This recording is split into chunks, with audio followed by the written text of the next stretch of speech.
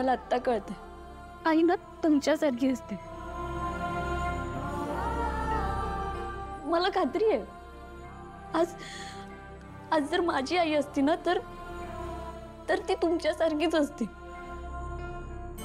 तुम्ही माझ्यावरती खूप जीव लावता, माझ्यावर खूप माया करता. आजवर जे प्रेम मला माझ्या आईकडून मिळालं नाही ना ते मला तुमच्या रूपात मिळतं. बाईसाहेब खरं सांगू का, आज जेव्हा वेदाचे बाबा मला या घरातून बाहेर काढत होते ना तेव्हा माझं स्वाभिमानी मन मला म्हणत होतं की मीरा इथे एक क्षणही थांबू नकोस. पण वेदाचा लळा लागलेलं मन मला इथून जाऊच देत नव्हतं. काय करू ना हे मला कळतच नव्हतं. पण तेव्हा तुम्ही माझ्यासाठी निर्णय घेतला. तुम्ही मला म्हणालात की मीरा कुठेच जाऊ नको, म्हणून मी थांबले.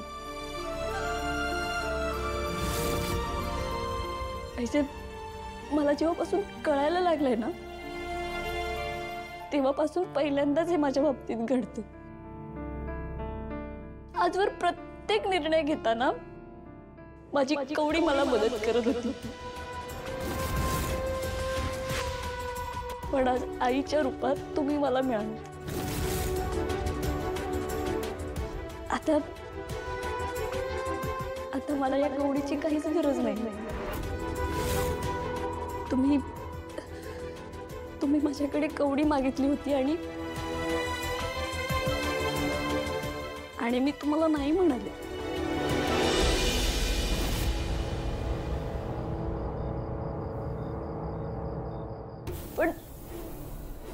पण मला आता ही कवडी नकोय.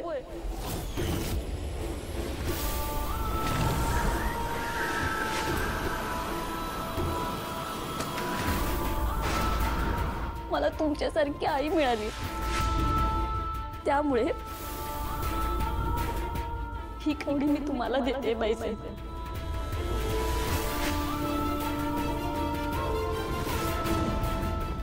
मीरा,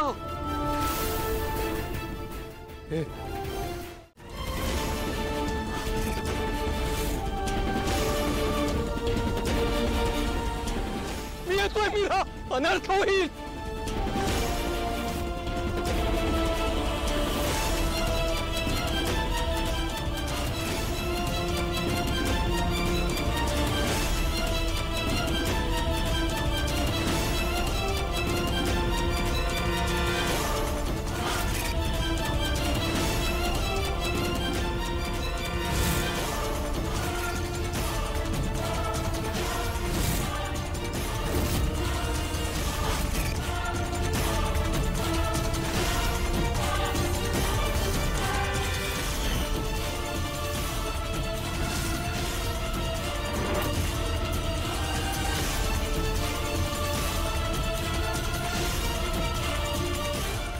मीरा,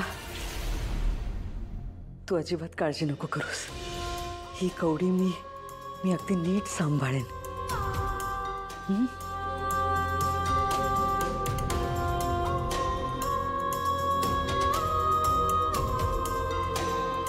तू जाऊन झोप आता.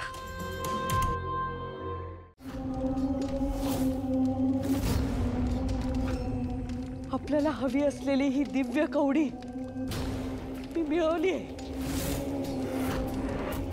या कवडीच्या मालकाने ती स्वतःहून माझ्या हातात ठेवली.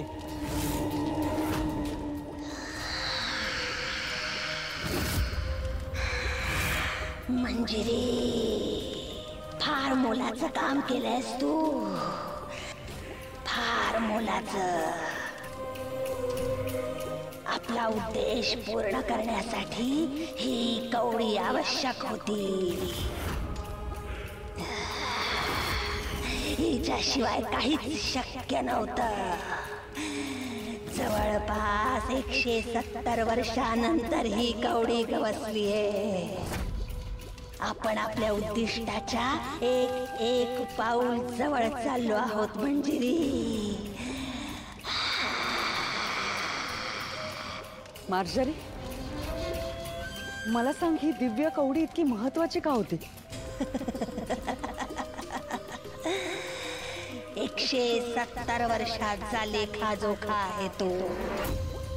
तुझ्या एवढ्याशा मेंदूत किती काळ अबाधित राहणार?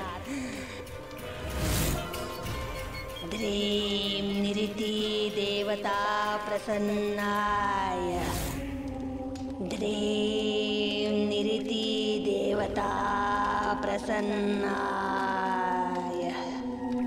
द्रीम निरिती देवता प्रसन्नाय. मंजिरी, माझ्या कठोर तपस्येचं फळ होतं ते.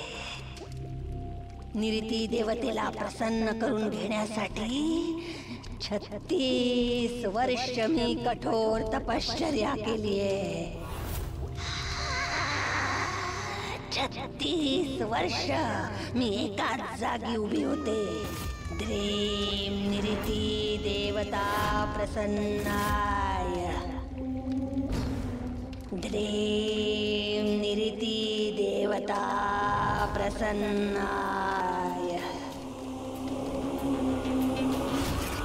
द्रीम निरिती देवता प्रसन्नाय.